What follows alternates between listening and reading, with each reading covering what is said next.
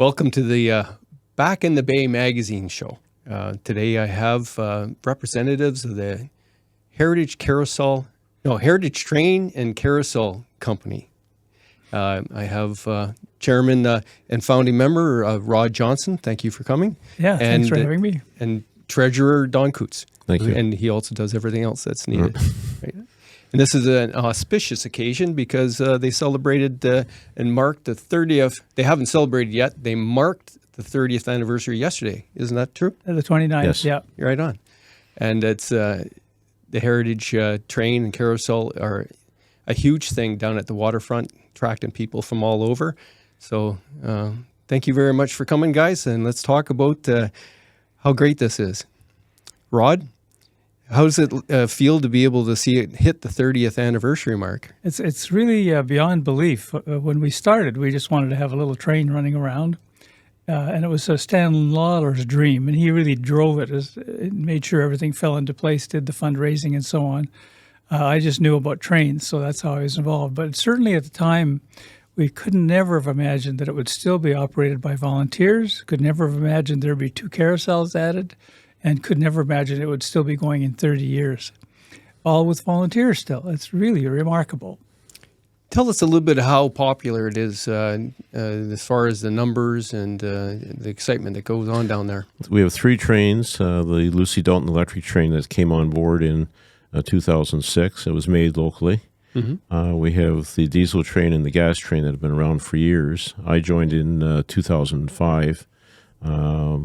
The Rotary Club was the charity of the day, and I was Rotarian, so I decided to volunteer, and I ended up staying. So that way, so they were quite busy. We do about 40 to 50,000 rides a year. It's all weather dependent, of course, and other factors involved. So that, and Canada is quite busy. We had the roughly 3,500 doing rides. And what I mean by rides are tickets that were sold and that day, and they may not be used that day, but then other people would have showed up with tickets from before. So I figured that they wash out type of thing. So, and we were quite busy from 10 in the morning. Had a second train on. Rod and Tracy drove from 11:30 to 3:30. Then I had another crew on from 3:30 to roughly 7:30, and we closed up about 9:30, 9:45, just in time. So those volunteers who wanted to wander down the lake to see the fireworks could, and those who wanted to go home and hear them from a distance could. So, oh, that's cool. I know I brought my boy there when he was younger, and it was a lot of fun. I've actually brought a couple people down there to do some photography while we're riding, some musicians, one in particular, and those photos worked out kind of neat. Now, of course, the 30th anniversary was organized to be celebrated this civic holiday weekend, but there were some circumstances where a longstanding volunteer was passed, but he also, tell me about that loss and how you had to reorganize things so that you could reopen. Dan Peugeot, who was our chief mechanic and had been since 2012 and been an active volunteer for many years before that, unfortunately went in the hospital and passed away. But to operate, we have to have a person that has their amusement ride license from the Technical Safety and Standards Authority, otherwise known as the TSSA. And so we were scrambling to find somebody. Now, we lucked out because I made couple phone calls of other operations and the province that have amusement rides, plus I had talked to our inspector that inspects our place every year, and Pierre Boulard is the inspector. He gave me a name of a chap down in southern Ontario, and we had him come up on the 24th of July. He was up for about 6 hours. He basically spent time with the 4 of us that are quite involved with it. The Red Trousdale, who's been doing maintenance on the train and track, and Dan Lair, who looks after the carousels, and Josh Doucette, who does other work on the trains and tracks as well. So he met with us and got a feel of what we were doing. Now, everybody's got years of experience, so it wasn't brand new people starting. So he got a feel. We gave him a tour of everything. He got to see the carousels and the trains, and he said, okay, I'll be your chief mechanic. So he's going to supervise this from a distance. Basically, he's told us, your day-to-day stuff, fine. You don't have to contact me. If something happens that you need guidance on, give me a call. We'll discuss on the phone, or I'll do a quick trip up from Brantford. So we were down roughly 10 days, and but everything's going smoothly now. He had known about us because he was involved with one of the amusement ride companies that used to come to the city. So when he and his wife had downtime, they'd wander down Memorial Drive. When they, as we would describe, they saw us from outside the fence. Right. Now he's working with us inside the fence area, so it worked out quite well. So well, that's good. And you've decided that Labor Day weekend's where the celebration is going to be now. Is that correct? Yes, was Saturday, August 31st. Oh, okay. Rod, tell me what you hope to feel and see and convey at the anniversary celebration. Just amazement that we're still here. Amazed that it is something that is so popular in town. I never, when we started it out, it was just to set up a train and have fun with it. But I didn't realize that it would become part of children's growing up in North Bay.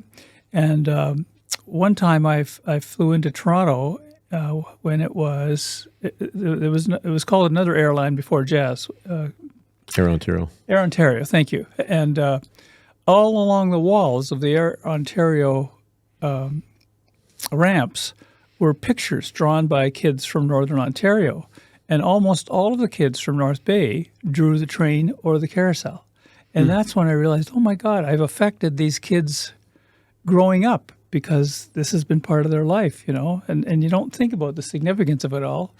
And now I'm talking to 25 and 30-year-olds saying, oh yeah, my dad used to take me there all the time, or my mom used to go there. And they had favorite horses that they always had to ride on. And the other thing that I find is that when we went along with this idea of doing the carousel, I was involved in really cheerleading everybody and guaranteeing the finances for it and so on. And it took me 2 years before I could actually look at that carousel and say, oh my gosh, it's beautiful. Because before then it was just a series of hassles or problems that we had to solve, and so I just saw it as a problem-solving situation.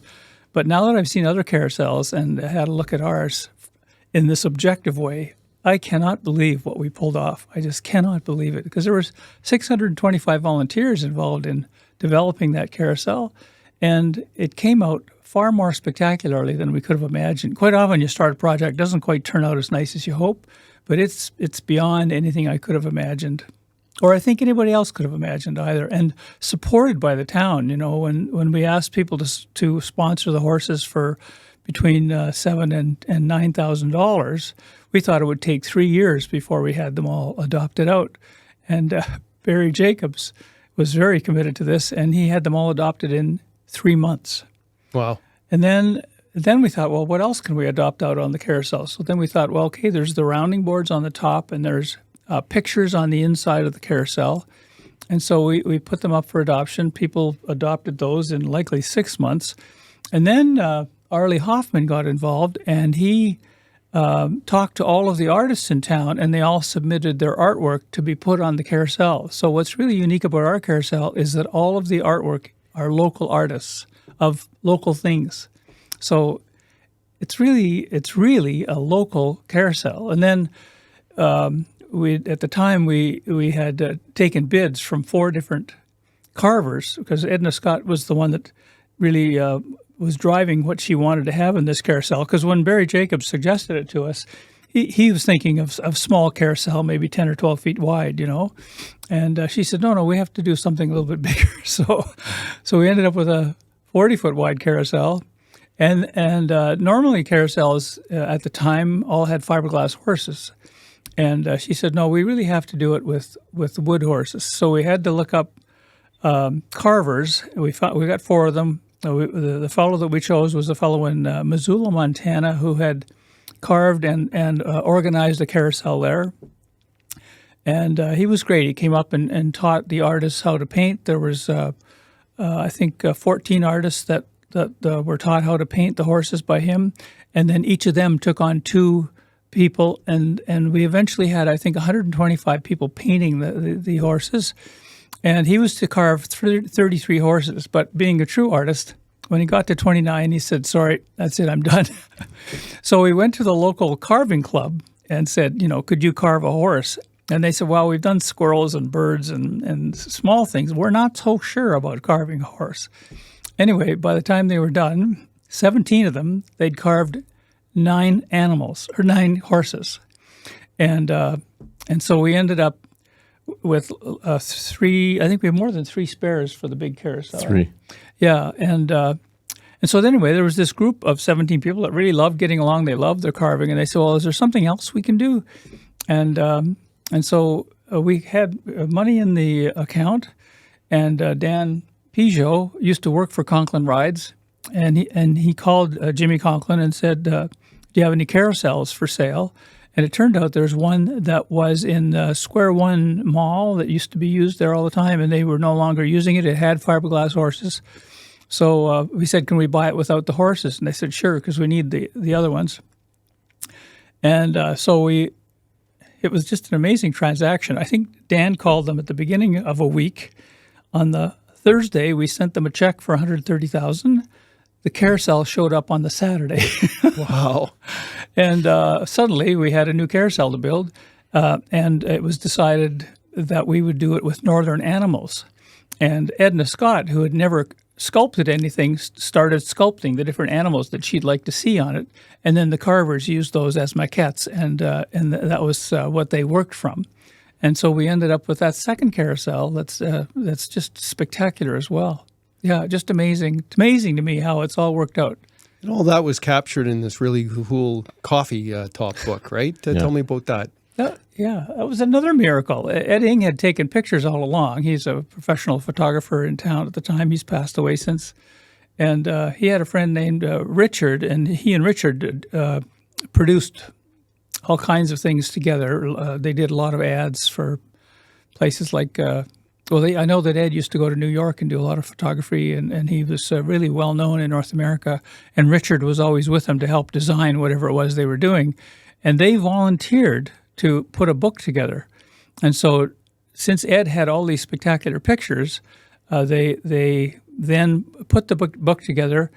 And with the help of Edna again and a whole bunch of volunteers, they designed the way the book should be. And then they had to verify every name that was in it and make sure they were spelt right, which turned out to be an interesting challenge.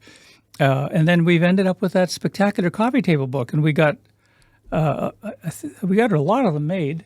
We sold out Volume 1 and then had Volume 2 produced, and the last copy of Volume 2 got sold out of the souvenir booth about 2 years ago.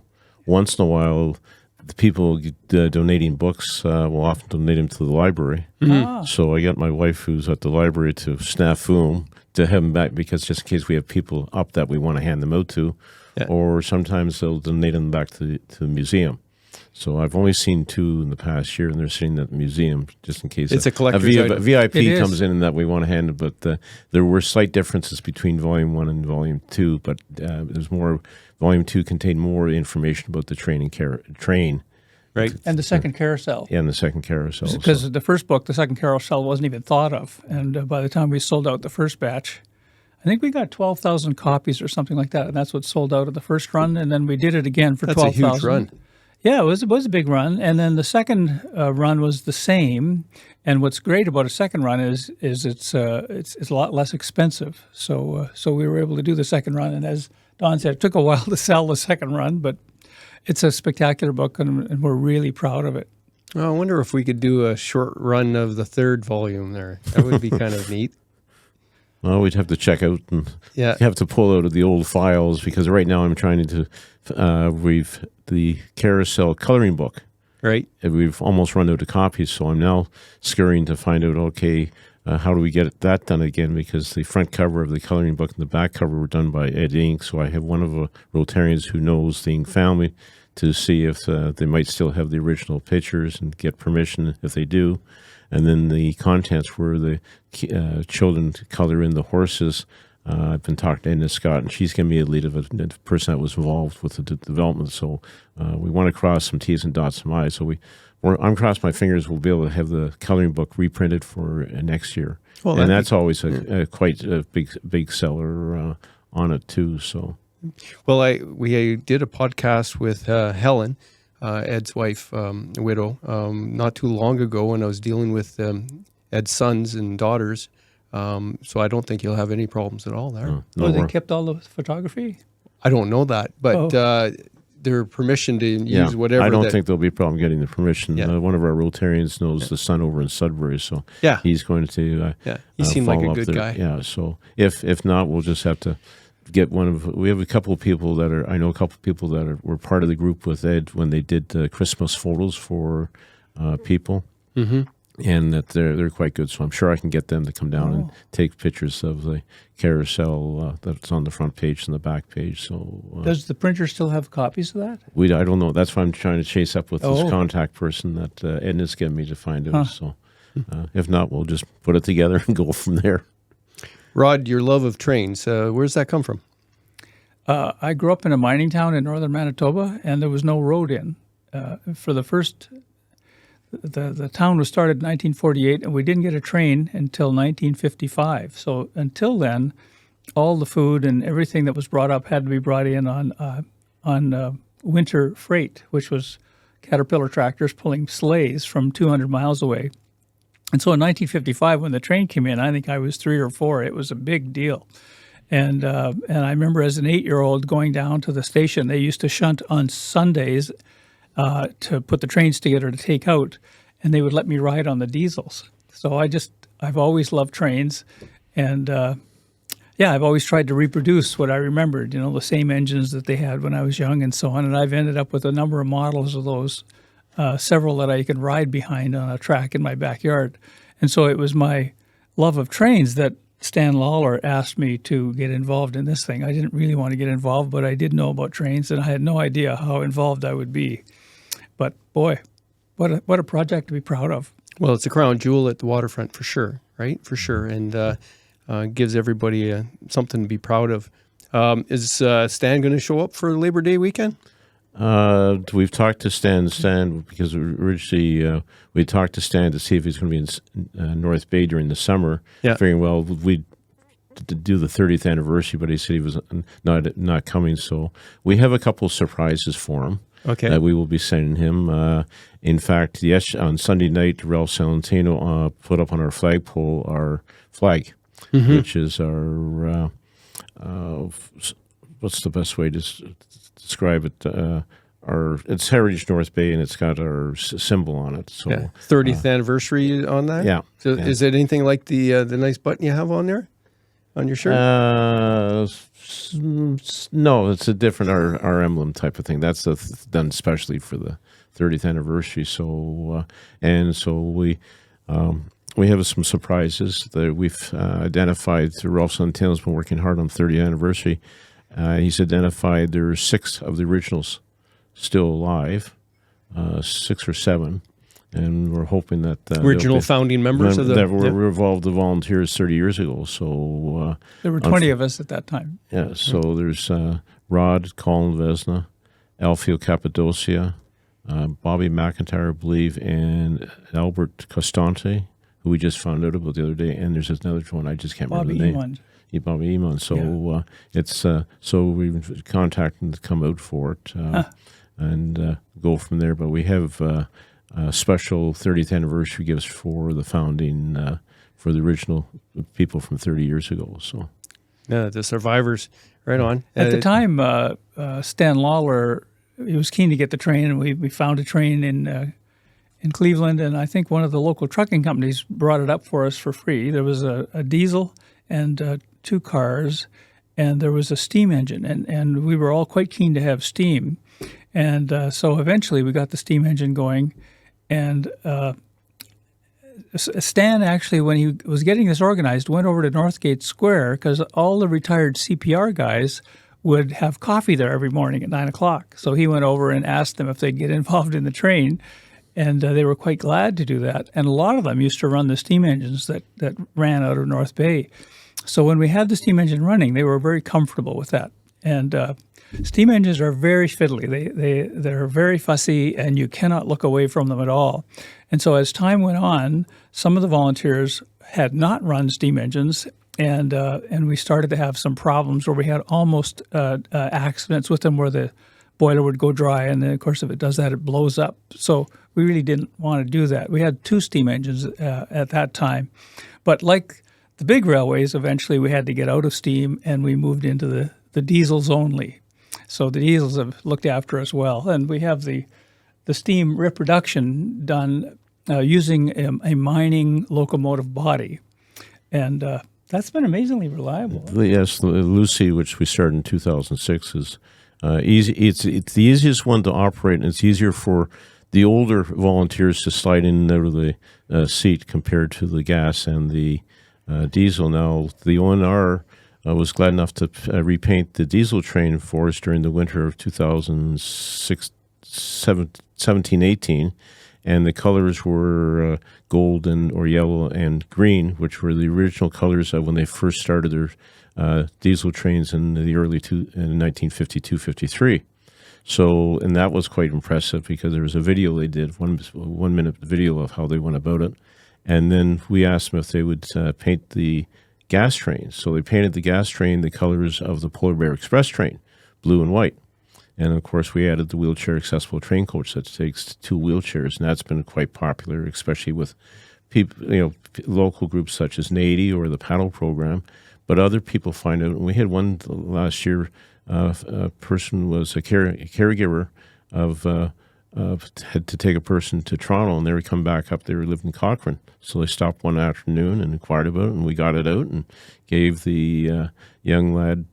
I call him a young lad. He's probably early 20s. A couple runs around on the train, then took him over to the big carousel because the big carousel is wheelchair accessible as well, and the small carousel is wheelchair accessible. So we're fully wheelchair accessible, and we promote that quite heavily.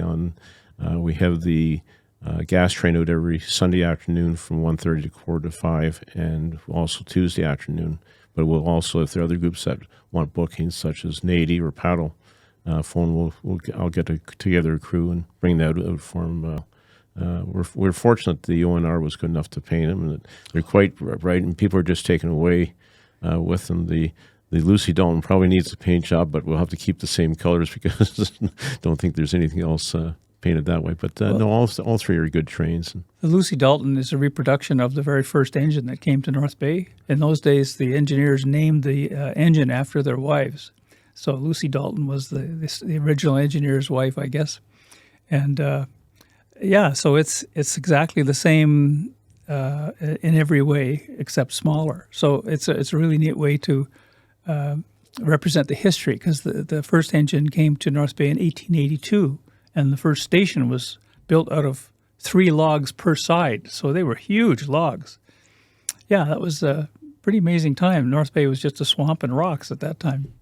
Well, that speaks to North Bay's history, of course, that was born out of the railroad coming through here, and so many different railroads that did business here. Tell us a little bit more about the history as far as CP. Anything else you can tell us about? Well, originally when they were surveying, let me try it again. The railway, I think, came to Pembroke in 1880 or something like that, and it was called the Central Railway, I believe. And so the surveyors came through, and they really were planning on going through along the south of Lake Nipissing and through the village of Nipissing, which had a stagecoach road from the south. And they were planning on being the big city. But the problem for the engineers was building a bridge across the French River. So at the last minute, they chose to run the Canadian Pacific Railway through the north side of Nipissing. And the other advantage was there was nothing there but swamp. And the original surveyor's nephew was Mr. Ferguson. Mm-hmm. And so he ended up buying up a whole bunch of this swamp, and he ended up doing very well by it later on. But might have had some insider information there. Yes, might have. Yeah. But so North Bay grew from that. And I remember talking to Don Coutts, who was a telegrapher in the old CP station, and he said that in the 60s, at 5 o'clock, that area of where the waterfront is now was just black with men coming off work from in the shops. There were 500 men that worked in the steam shops in those days. And so really anybody who lived up to likely Chippewa Street worked in the railway. Mm-hmm. So it was a real railway town. And so the CPR came through first, and then but there was no connection to Toronto. It was only a connection to Montreal, and it was it was the Montreal boys that really funded the whole thing. The Bank of Montreal was what funded it. And so then the Grand Trunk Railway developed a line that came up from Toronto and met at Nipissing Junction. And that's how people got to North Bay from Toronto. And then eventually the silver was discovered in cobalt, and the Ontario Northland then came from North Bay up to the north. So we've ended up with 3 railways in North Bay. The Grand Trunk was eventually bought out or taken over, I guess, when things got financially difficult and became the Canadian National Railway. They picked up a whole bunch of railways and made them all into one. So, yeah, that's why CN still has the line. And so the ONR brings things down from the north, and CN picks it up and takes it to Toronto. And one of the I just noticed this morning as the train was going south that it was all tank cars. And in the early 70s, Sudbury had the giant stack, and we had a lot of problems with acid rain. Certainly there used to be no trees in Sudbury. They used to go filming there as if it was the moon. And so what happened was the government insisted that they had to put in scrubbers and collect the sulfuric acid that was causing the problem. And, of course, the companies were resistant to that. But what's been fun is that they sell the sulfuric acid, and that's what's in those black tank cars. And apparently the sales from the sulfuric acid pays for all of the shipping of the mining companies. So it ended up being an economic benefit for these companies once they put in the scrubbers. Very interesting, eh? It's I grew up a bit in Cape Coral, so CN Town, Sudbury, and the acid rain was a big topic of discussion. To hear that they made so much profit off of what they were spewing out the top before, that's pretty cool. It is. It's quite amazing, eh? Yeah, now Sudbury's it's quite green. It's hard to believe there was. Well, I lived in Sudbury from 79 to 85 when I was working for the government of Ontario.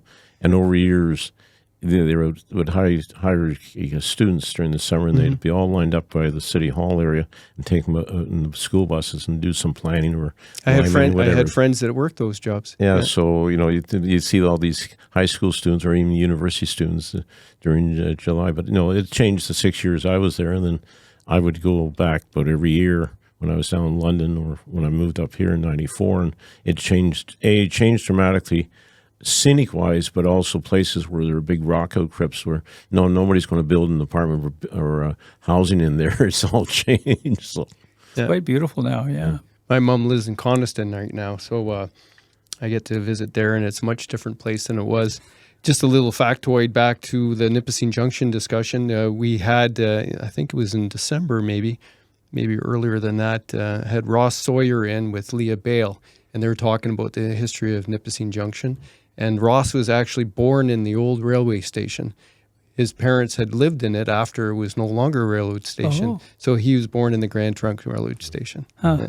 And one of the things I found fascinating, and when I was involved with the museum as well, is that when they did the railway in the late 1800s, everything was by hand. And so Nipissing Junction had beach sand that was fairly accessible to the railway. So they had horses that pulled almost like a dustpan, great big dustpan, obviously, and it would pick up the sand, and then they'd bring it over to the flat cars, and about 30 or 40 men wearing wool suits would shovel the sand onto the flat cars.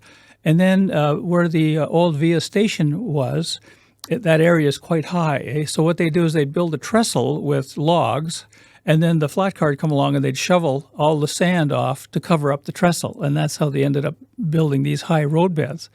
So when the CN quit running through North Bay, they sold those lots for houses. And when they dug up all those big mounds, in the middle of them all was still timbers left over from the original trestles.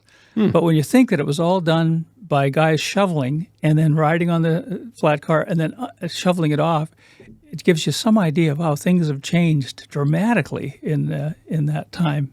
Yeah, just I can't imagine the amount of labor that was involved and the injuries that they had and how difficult life must have been. Kind of speaks to why most of them look like they're in good shape and fairly thin compared to Canadians these days. That's right? true. Yeah. Yes. The one thing that's wonderful about our little train is that it has jointed rail. So in the old days, they had rail that was, I don't know, maybe 30 feet long, and it was carried by several men to put down. And then there was metal plates that were joined.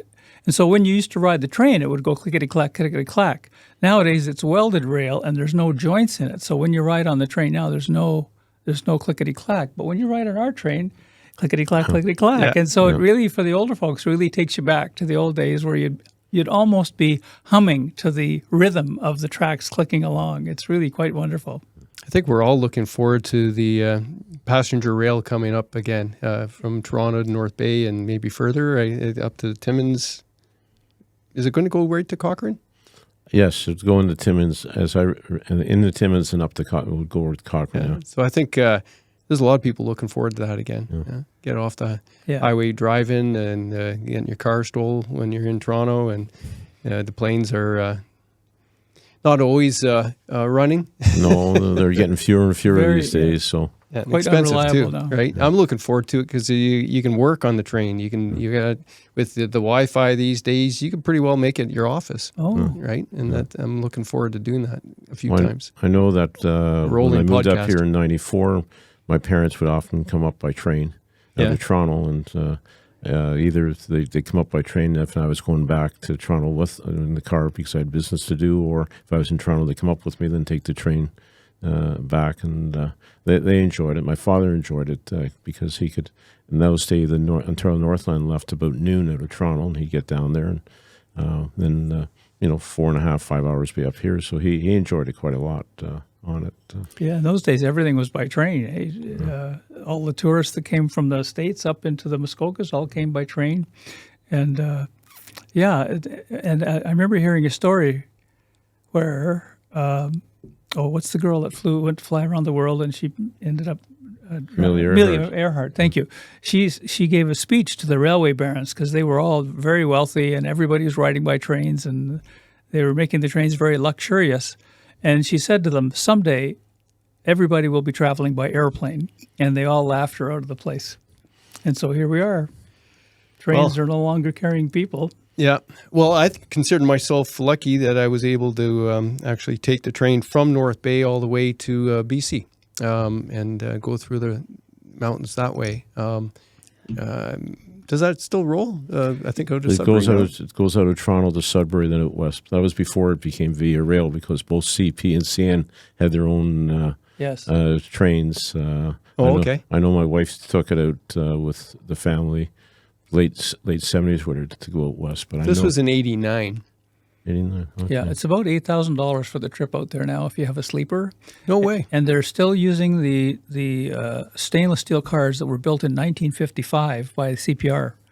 And it runs daily. I think you have to pick it up from Sudbury if you're going to go. Sudbury Junction or Cape Rail, because one of our Rotarians, his wife, they had family out in Edmonton, so Chuck would drop his wife Joan off at Cape Rail, and she preferred going the train than flying or whatever, and to go, to day and a half or 2 days to Edmonton, and then when there was family in Winnipeg, it was just basically 24 hours from Cape Rail Junction, and then coming back, she would phone on the cell phone when they were in White River, and say, okay, train's leaving White River. He'd drive over from North Bay and get there about the same time the train got into Cape Rail.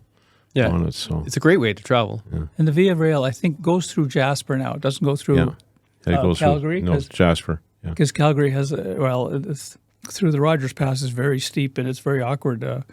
In 1880, they had to do switchbacks. They had to break the train up into short pieces and then the switchbacks to get up to the top of one side and down the other side. And it was a very slow process. And eventually they developed the spiral tunnel, which actually goes up the proper height.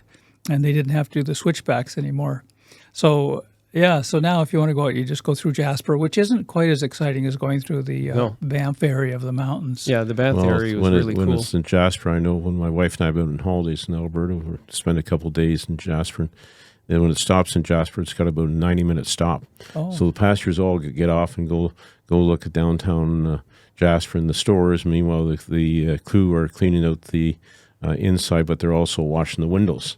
on it. So it's it's interesting to see when that's there, and also when the that other train company that runs the tourist one, Mountaineer runs from Vancouver to Kamloops, and it's split. It's part goes on to Banff, and the other part goes up to Jasper. So I guess the stop in Jasper would be a little bit less scenic now. Half of it burned. yeah, unfortunate. It's a different kind of scenery. But, it's interesting. I saw a map on TV, and also I found it online that down what they call the West End, you'd have these pockets where the houses have been burnt, but then around it, nothing's been touched. And even if you've been watching the news, that where the Anglican church was burnt, across the street was where the hospital is. They protected the hospital and some other places, but it's that West End. It's they'll show red for the houses that were, or the buildings that were touched by a fire, but then you get these green pockets around as well. So, but it's Jasper is very picturesque, that whole area out there. So the one thing that we do with our little train is we celebrate the old days of rail, because in for the Lucy Dalton, it replaces, or it's essentially a model of the original engine that came here, and in those days the trains could only go about 25 miles before they needed to have water, and they all burned wood at that time. So it would go from here to Sturgeon Falls and have to get water and so on. And so each of those places had all kinds of restaurants for people to get off the train, eat while they reloaded the train, get back on the train, and continue on the next 25 miles. So the journey now is way faster than it was in those days. But yet, when the trains came along, all the stagecoach drivers and all of the canal boat people were suddenly out of business, because the Mattawa River was the route for hauling freight before then. So in a way, if you read some of the older books, it's like it's one group is unemployed while there's new technology, and it's almost a repeat of what's happening these days. So if it's possible, mentioned we often with our volunteers we have about 140, 150, but we get a number of high school students have to get their 40 hours in for community work to graduate. So this year we're down our students, but other years we'll have 8 to 12 students, and those who start the work weekends basically can get their whole 40 hours in one summer, because we go from Mother's Day weekend roughly to Thanksgiving Day weekend, and then there are students that start at the end of June. They got 9 weeks in, so they get about 30 hours in. So it's one way to do it. And the big kicker is if when we're talking to the students, are you 16? No, I'll be 16 in July. You get your G1 driver's license, we'll let you drive the trains. That gets some of them going. Right on. And we had a situation a number of years ago. I had a student on a Saturday evening shift who turned 16 late September, got his G1 on Monday. He came the following Saturday. I taught him how to drive the train, but what I didn't tell him was his family was coming down an hour later. So about an hour later, his mother drives down, his grandmother, his sister and brother, and other relatives of it. So he was I think he was a bit peeved off with me. I didn't tell him anything, but he drove it quite well, and he goes, does it that well. So you set him up. I set him up. Now Right, our Ben, our producer, has volunteered and worked down there. Ben, tell us a little bit about your experience with the mini trains. I put him on the spot too. Well, I set him up. That's why. Yeah. What would you like to know? Well, how long did you? What did you do when you volunteered, and when was this? Oh, when was that? 2010 to about 2015. I think it was longer than that. Okay. I think it was about 7 years. Was that you that had the G1? Is that who you're talking about here? Yeah, that was a student. Ben was a student. He probably knew I was going to pull that one on. Well, So there we go. no, I did everything. I did the carousel and drove the train. That's pretty much all. I didn't do the tickets and stuff, but I did everything else. Mm-hmm. Did you meet a lot of good people, and did you have fun doing it? Yeah, no, it was good. I mean, it was a Saturday evening when I was a teenager, so that was kind of one of the negatives, I guess. But I wasn't very social in that aspect, where I'd be going out a lot on Saturday nights. Not like now, eh? Not like now. Now I'm even less social. Hey, come on! You got to sell this. We're trying to help the volunteer thing here. No, honestly, it was really good because you saw a lot of the kids and stuff that came through. So it was a fulfilling thing. Yeah. For sure. It's definitely it would be nice to see more younger people doing it. I don't know if you guys have thought about any sort of like co-op stuff with schools. But that could be an interesting thing as well to get. That's why I got into it, was for volunteer hours. So, and then you just end up staying there for a little bit longer. So, yeah, I think it's a great way to get volunteer hours if you're younger. Right. Yeah.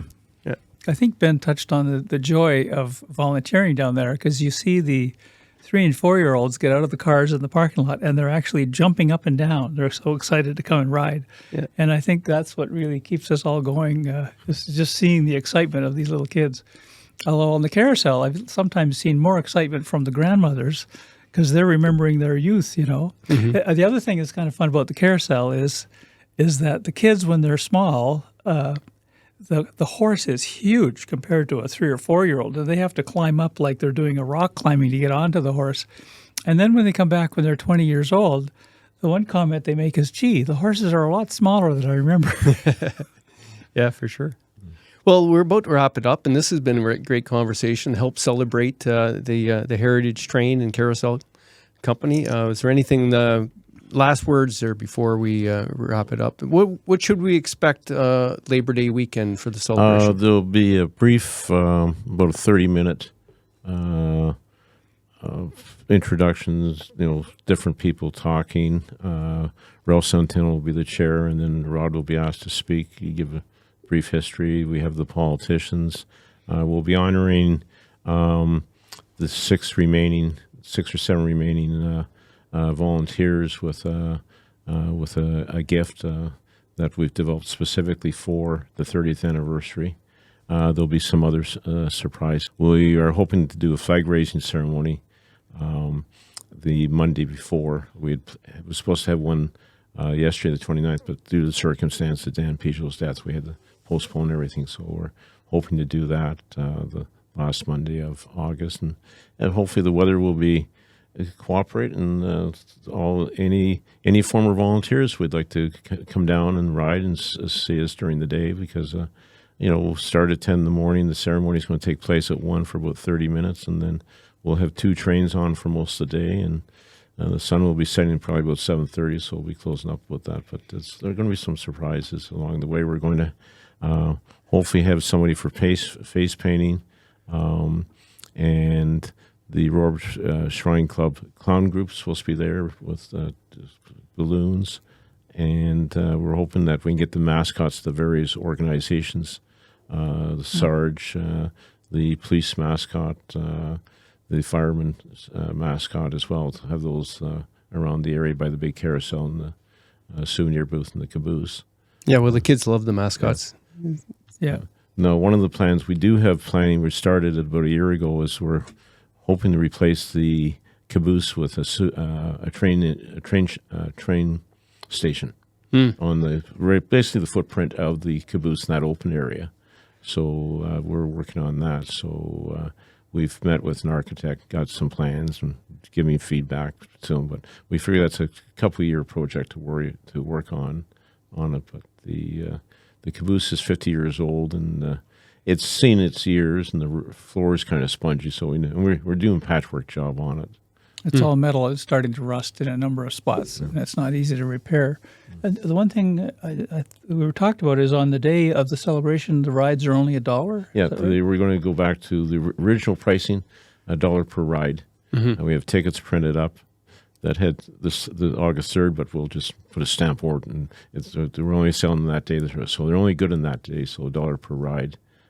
Because the original tickets were $1 per ride or 6 rides for $5. Okay. And what do you sell? What's the current price?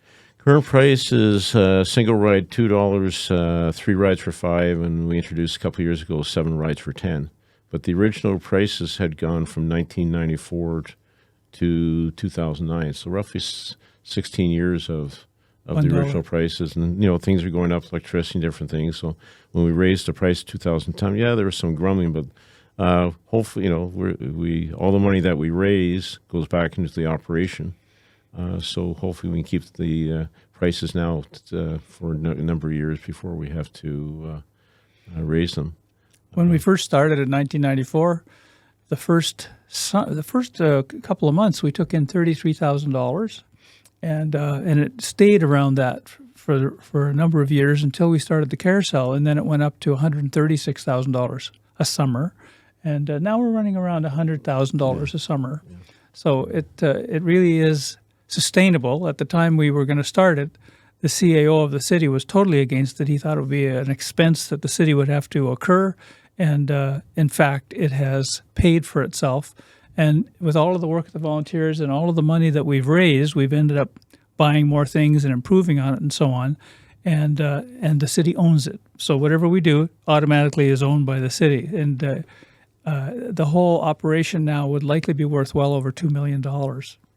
Wow. Well, like I say, it's become North Bay's iconic place to be. It attracts people from all over and gives people something to do when they're with their families and they're visiting, right? Well, we get a number of people who are from Sudbury, the greater Toronto area. On Saturday nights, I do the Saturday evening shift from 5 to dusk, and there'll be families come up and get talking to where you're from, Toronto. What brings you here? Well, this family over here, they moved up to North Bay a couple of years ago, so they invited us all up. So, and we've had several movies done down the training carousel. The Christmas carousel was one that was done in August of 2021 when COVID we were shut down. In the following year, when I went down to do some work, the evening crew was telling me there was a couple here from Germany. They were going across Canada, doing different things, and the wife had seen the Christmas carousel and saw that the credit in the movie said North Bay, and they inquired and found it was the thing. So she wanted to see the carousel. So we get a lot of people from out of the North Bay area, out of the province, Around the world. Yeah, we had people the other day from North Dakota. They were in visiting families. So the family, where do you take them down and show them the waterfront, because North Bay has a beautiful waterfront, and the training carousel. But I know the people from Sudbury, I'll say, what brings you over? And well, you've got the beautiful waterfront, and all these different things with the playground area, the beach down by King's Wharf. Now with the splash pad behind the rotary splash pad behind the museum, and then the playground area that's going to open up shortly. And the Kiwanis has got the funding for the other aspect behind the the basketball court, the bike rides and mountain biking things. So that's developing right behind the museum. It goes back to the community waterfront friends that Rod was involved with in the early 2000s, for that whole land, rail land. I've got a postcard when I moved up here in 94 that shows all railway track down there. And, other than 2 railway tracks the OVR runs, that's it. But they're amazed, what has been done, and of course, plans. North Bay Museum is the old CP station, right? Yeah. So no, it's a hell of a legacy to have for North Bay, and it's thanks to people like yourself and all the others that you've mentioned, right? And the pedestrian, the walkway from the museum to the waterfront helped when it was opened a number of years ago, because the only way to get down was you had to go down the Judge Avenue or go over to Memorial off Main Street West. And then there's another walkway that's planned. It had been planned for a second train by the train carousel, but became expensive. And then the TSA regulations, you had to have the train in between a fence. So you put a train in with a fence where the area behind the museum takes up a lot of space and not accessible. So there's plans in the downtown waterfront improvement plan that it's been all graded by Marina Point. It's fenced off, though.